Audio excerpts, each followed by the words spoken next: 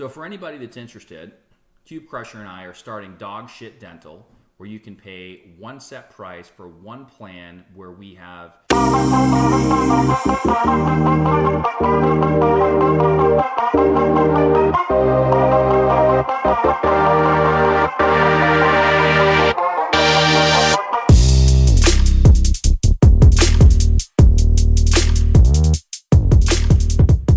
Thank you for checking out Real Talk Personal Finance. Shit's about to get real.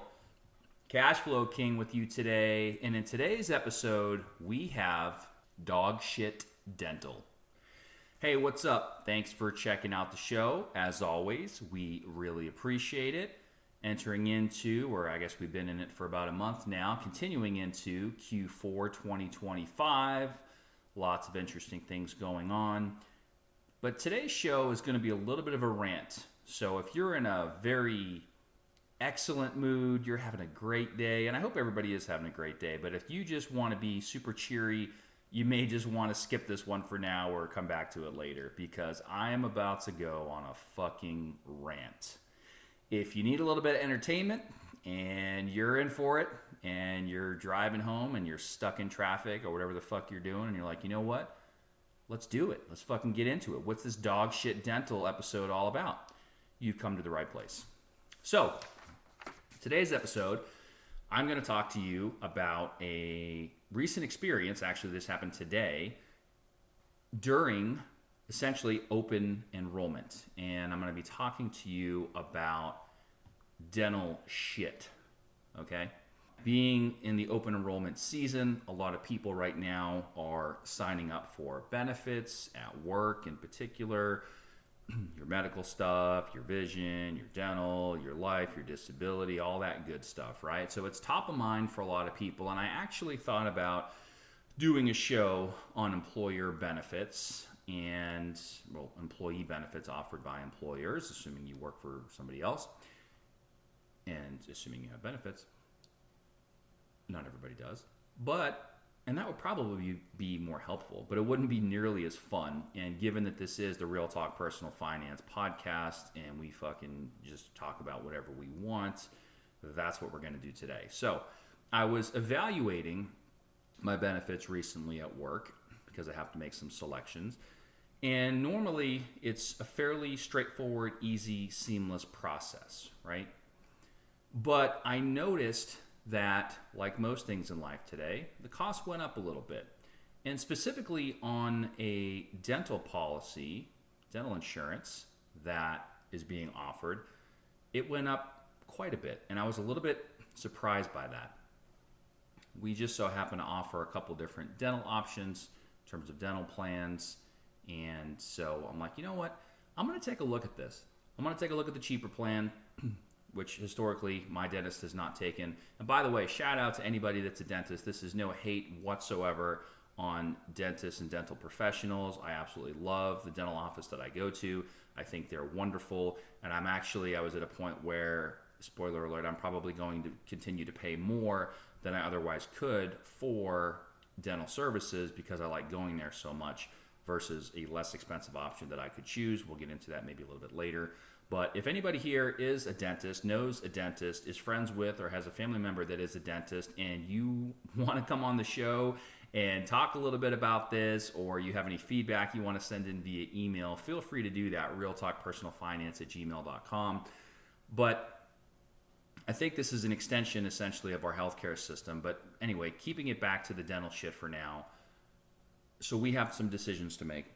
And I thought, what if I was a real estate agent, for example, and I didn't have benefits and I had to go out and get my own on, the exchange or whatever, or maybe through a spouse.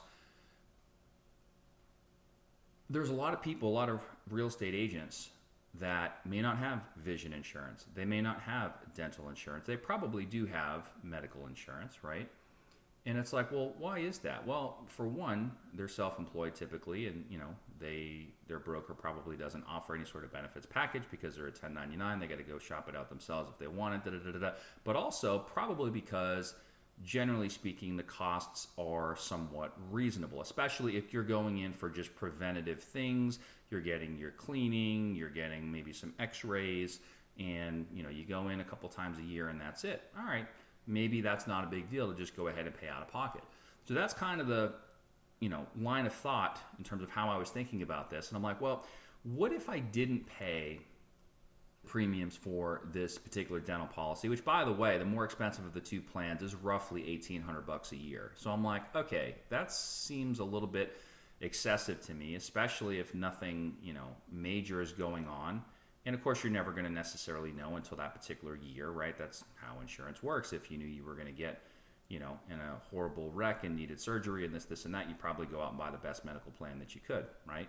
So adverse selection at its finest. But still, it just seems like a lot of money to me to pay for dental insurance when it's like, well, we're going to go in for some cleanings. There's no cavities, nothing crazy, no fillings, no crowns, no whatever. And even if there are a couple of those mixed in there, it still could possibly be cheaper to just pay out of pocket versus going through insurance.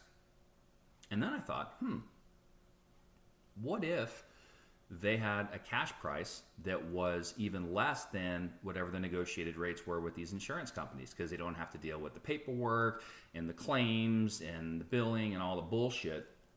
Hey, you walk in, here's our price list, here's what it costs, and oh, by the way, if you're a cash paying customer, it's going to be a little bit less. And I know, at least in the medical area, there are certain places where that works, and the cash price actually could be potentially less than the price of insurance. Now, I'm not saying that I'm going to use that as a reason to go without medical insurance. That's a whole separate conversation. But for something like dental, I'm like, well, maybe I can get away with this. Let's see. So I had an appointment today to, do a normal cleaning, or get a normal cleaning. And I went in there, and I guess nobody looks at this stuff. I don't know. One of the girls at the front was new. The other one, she's been there for a little while. She's still relatively new. And I went in there with a couple different packets. I said, hey, I have a couple questions, if you don't mind, while I'm back there, if you can maybe look into this, and, I kind of need some answers because I'm doing open enrollment right now for work, and I'm just trying to figure out whether or not I'm going to keep the dental insurance and, yada, yada, yada. So I'm like, hey, here's the two plans. This is the one I'm on now. This is the other one that's offered. First of all, do you guys even take this other one? And then if I were to pay cash for all the services that I've had and my family has had in 2025, what would that be? Can you give me like a cash price so I can kind of compare, my options really? So I go back, get my cleaning. It turns out I actually needed to have one of my fillings redone. So we had that done. They were, cool enough to be able to squeeze me in right there. And that was, pretty painless. And I was on my way. So I go back out to the front desk and they're like, yeah, we don't really have anything like that. And I'm like, oh, okay. So can you just print something out that like shows me what I've, essentially spent on dental services for 2025? Well, yeah, we can do that. I said, well, what about, well, first of all, they told me they didn't take the other plan because it probably doesn't pay anything. And then I said, well, what about like a price list or something? Like if I were to pay cash for the services that I've already had in 2025, can you just kind of like give me, like a cash price? Like what does that look like and about how much that would be? Well, we really don't have anything like that in our system. And I said, okay. Well, I'm trying to make a decision for open enrollment here, and I'm weighing my options on my benefits, including potentially getting rid of the dental insurance that's being offered and just paying out of pocket. But I'm kind of shooting in the dark if I really don't have any numbers to go off of or any ballpark comparisons to compare my, insurance options and coverages through or compare them to. And she's like, well, basically I said, look, it's not something that has to be done right this second. I said, I can come back maybe later to pick it up later this week or later today. And she said, well, give me a little bit of time. If you want to come back this afternoon, if you can, I should have something for you. I said, okay, great. And she goes, oh, by the way, and she pulls out this pamphlet and she goes, this is something else. If you're thinking about doing without the insurance, it's not dental insurance, but it's kind of like a good RX type of thing where it's like a discount plan where you can get some savings on your dental services if you were to purchase one of these plans. And she gives me this brochure and it has a code on the bottom of it that's tied back to their office. And then she writes down the name of one of the insurance companies that's considered to be one of their recommended providers. She says, they have one of the best reimbursement rates, essentially one of the lowest reimbursement rates, which is good, I guess, for the end customer like me, of all the carriers out there. And I said, oh, okay. And she said, even if, and I didn't know this, she said, even if you have exhausted all your benefits with that particular insurance carrier and they're not going to pay anything else, you're still going to get the contracted rate with that carrier. And all of a sudden now she seems to know some numbers, because she says, for example, if you were to get a Crown and you were to pay cash price, it'd probably be around $1,600. But if you were on the insurance plan with such and such carrier, I don't want to promote anybody here, but if you were this particular carrier, it'd be about half that. It would be about $800. Even if you had otherwise exhausted all of your other benefits under the plan and had to pay out of pocket, we would still give you the negotiated rate, which is not something that I thought about. So that was, lesson number one to me. I thought that was interesting. And lesson number two, as we'll find out as we continue here, is that the cash prices are actually worse. How the fuck is that possible? Worse than the negotiated rates with the insurance company. And I can only speculate in terms of, in a way, it's indirectly subsidizing the fact that they pick up probably a shit ton of new patients by being available in these insurance company portals, by saying that they accept a particular type of insurance. People that otherwise may never have walked in the door are going to find them. They're in close proximity to where they live. They have insurance coverage through their employer at work, and all of a sudden they show up and they get these new customers. That's the only reason I can fathom why the hell, and please somebody, if I am totally off on this and there's a definitive reason, I'd love to hear it, but why in the world they would not have a better, lower cash price versus the negotiated rate. The only other thing I could think of is, economies of scale. If you're an insurance carrier and you have a bunch of different, for members essentially, that are insureds, however you want to say it, that are utilizing a particular plan and they're sending them to a particular dental office, then maybe they can afford to offer a little bit of a discount. But I still would think they would much prefer cash. Like, side note, chiropractic services. There's a couple places here in town. Same doctor owns a couple of them. One of them is a cash pay, no insurance, no bullshit. It's super cheap. They don't deal with insurance. They don't want to fuck with it. It's really, really cheap. It's a franchise. The other location is his small business, where they do deal with insurance, but they're going to make you grab your ankles a little bit and they're going to bill at a higher rate. That's how I would have expected the dental shit to go, but unfortunately it wasn't. So here we are. So I said, all right, no problem. I'll come back and pick it up. Appreciate you doing that. And I left. Came back later this afternoon, picked it up, and she had for me a ledger that she printed out, Cashflow King's ledger for this dental office. And she had all the work that I've had done going back for a period of time. I asked her for 2025. She actually went back to the middle of 2024 and essentially created two different columns on this ledger, one that says without insurance and one that says with insurance. And I thought, okay, that's interesting. And then I thought, well, there's probably a couple different ways that you can interpret this, because with insurance, and I didn't realize this until I got the thing home and had a chance to look at it more, but with insurance, is that the rate that insurance is billing? Is that the negotiated rate? Or is that the rate that I'm actually going to pay out of pocket? Well, easy way to find that out, quote unquote easy, it's a real pain in the ass, is to log into the carrier's website and look at your explanation of benefits, which, by the way, even though I asked for the family, she only printed out, and I didn't realize this at the time, the ledger for me, not for my wife. So now I have to go back through and try to recreate this by looking at the explanation of benefits on the carrier's website and pretty much custom building my own spreadsheet. And anybody that was at the Vegas meetup probably is laughing right now based on what the amount of money that I'm potentially looking to save here versus what was on the blackjack table, but that's a separate point, okay? But if we look at this and it's like, okay, I'm going to make my own spreadsheet. I'm looking at the rates that she gave me with and without insurance on this ledger, comparing them with the EOB, the explanation of benefits for the respective dates that are on this ledger, and then trying to figure out little bullshit items. Like, for example, I typically will get fluoride. Normally fluoride, is going to be covered for kids under a certain age. Adults, I guess, generally don't get that. I've always gotten it since as long as I can remember, and I've always been willing to pay out of pocket for that. Well, there were some instances where when I'm going through the explanation of benefits, it's on there at a particular price, and I am responsible for that, which I understand. There was another explanation of benefits that had it listed on there at a different price, and it said the plan doesn't cover it. Well, turns out the dental office, luckily for me, I guess, or nice for them, or whatever, they didn't actually charge me for it.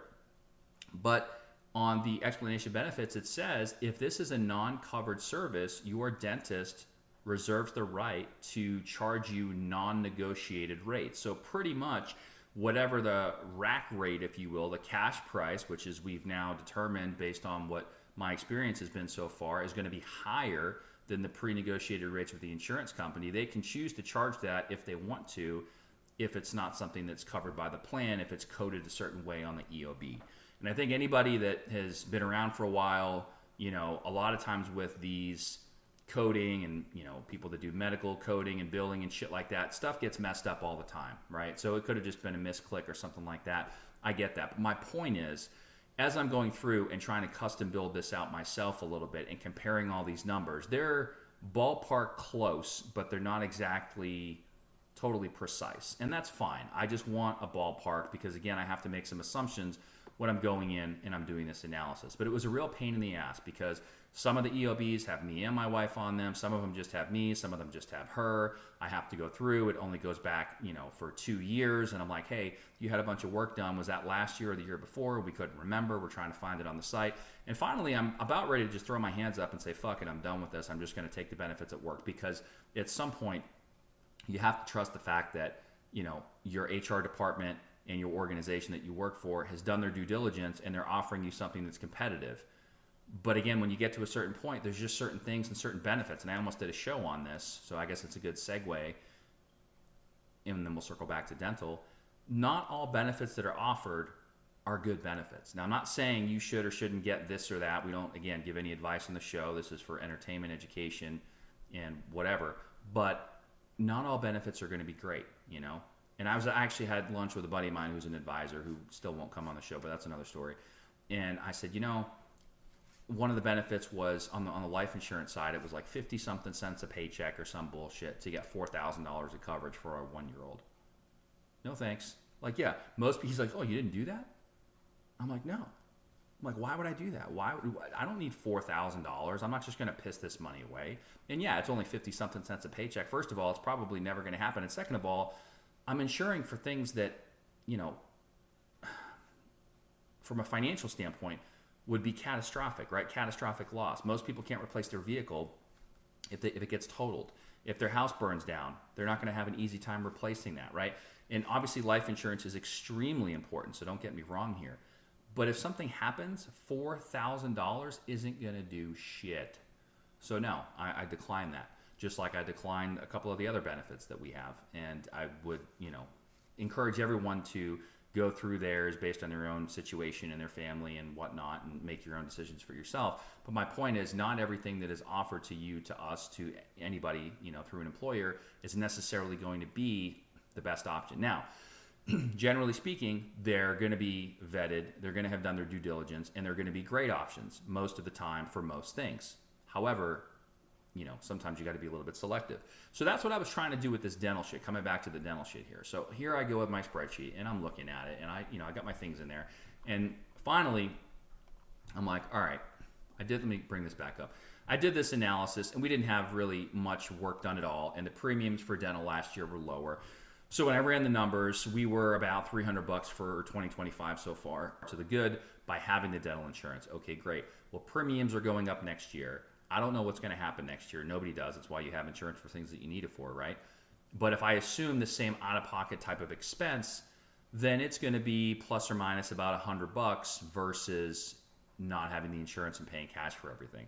And for the peace of mind, that extra $100 for the year, in my opinion, it's a no-brainer because what if you do have some big things that pop up? What if you do have some things that happen and you want to have that coverage? But even still, it still just burns me up that they make this so confusing. And I was talking to my buddy at lunch about this, and he's like, yeah.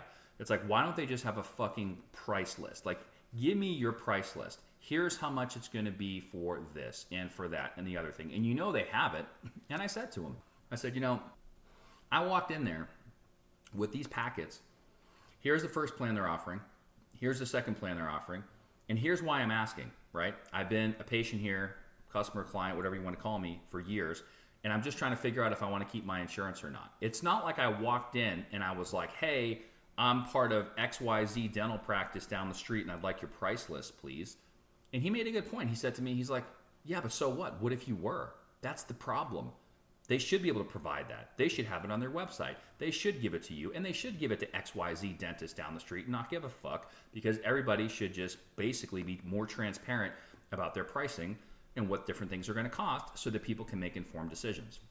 And it's like, you got a good point. So anyway, back to this. I did the analysis, whatever, and then I thought, you know what? I'm just going to keep the insurance. I'm going to keep the only plan of the two that they accept, which is the better of the two plans, especially for them. It costs me more money, but that's okay. The other plan, there is some, I like to call them a chop shop. It's one of those franchise dental places. Again, I'm not going to name any names, that's in town. They're pretty much the only ones that accept that other plan.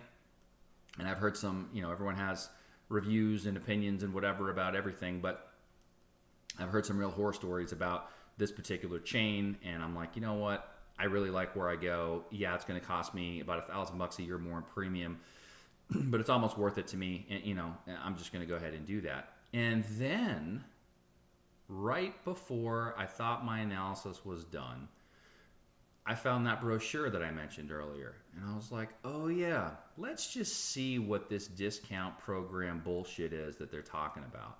So I fire it up.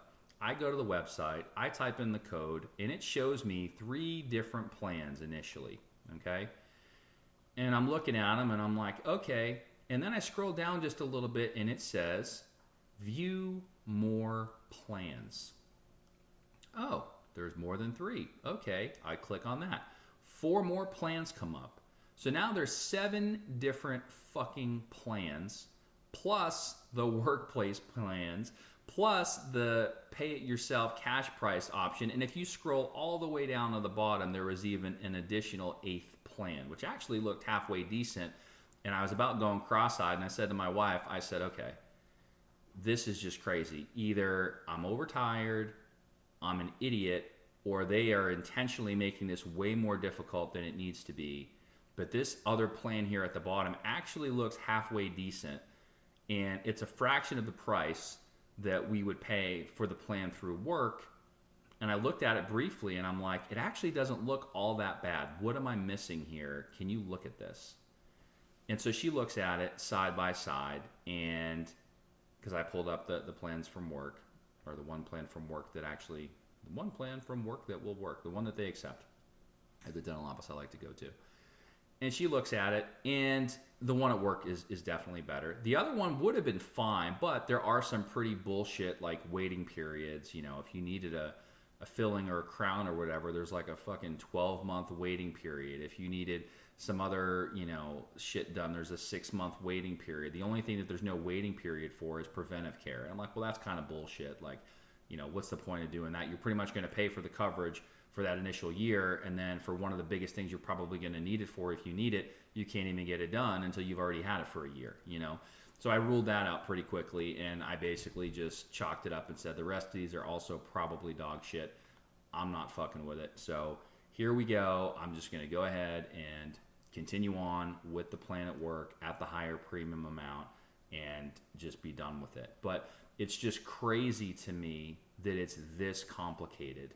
I mean, for somebody that is in the industry that I'm in, with the education and credentials that I have, to look at some of this stuff and say, the average person, like, I'm just done spending time on it. If I really, really, really, really, really wanted to, I could create a tab for each of those different plans, and I could go in there and custom build it out and go through all 8 of those options. I'm over it. At some point, you feel like, your time is worth more than that, and you just move on. So I'm, venting right now to all of you here, loyal listeners of the Real Talk Personal Finance podcast, to get this shit off my chest. But it's just crazy to me. The average person is not going to take the time to do this. And worse than that, the information, in my opinion, at least in my limited experience, and I'd love to hear from listeners if you've had a similar experience or hopefully a better, different experience, why there is not more transparency in the U.S. with regard to different types of care. And you could extend this to medical, you could extend this to all kinds of things. For today, I'm going to stick to dental, but it shouldn't be this hard for something that is seemingly so simple. And I really just don't understand. I don't think anybody's doing it intentionally to be malicious other than the insurance companies. But I'm also, again, as I said before, just shocked that the cash price for some of these services is not significantly less than the insurance amounts. And oh, by the way, something I forgot to mention, a conversation I had with my dental hygienist today when she was cleaning, she was saying how, because I told her what I was contemplating, and she was saying how some dental offices have already done this and that their office was thinking about possibly doing away with certain types of insurance because it's just not worth the hassle. And I didn't say this to her, but in the back of my mind, I'm thinking, then why the hell are you giving such a great deal on these negotiated rates versus the cash price, you know? And she's like, well, it's one of those things where if they take the insurance away, because a lot of these insurance companies, according to her, will dictate the types of treatment plans and care that patients can get, even if there's something that the patient needs, they may not pay for it, right? Surprise, right? But at the same time, if they do away with insurance and then people are forced to pay out of pocket for the things that they need, they might not be able to afford it. So it's kind of a catch-22, and it sucks. And I'm sure it's that way in other fields as well. There's always going to be red tape, and it's unfortunate that things work the way they do. So for anybody that's interested, Cube Crusher and I are starting Dogshit Dental, where you can pay one set price for one plan where we have the rates. I'm just kidding. But that would be pretty cool, right? If you could pay one set price for one plan for here's the price list. Here's what the rates are going to be. It's accepted in every single dental office. There's no, exclusions. There's no lifetime bullshit maximum. Maybe we'll throw a reasonable maximum in there, but some of these plans have just a few $1,000 for orthodontics and shit. It's like, what are you doing? Anyway, I can dream, right? Thanks for listening to the show. Really appreciate it. I'm going to get back to Monday Night Football. Cube Crusher has the under in tonight's game. I have the over in tonight's game that I live bet, and we'll see if we can get some points on the board. I haven't really been paying attention much since halftime. So time to get back into it. Thanks for listening. We'll see you in the next episode. Check the mic and make sure it sound right, boys.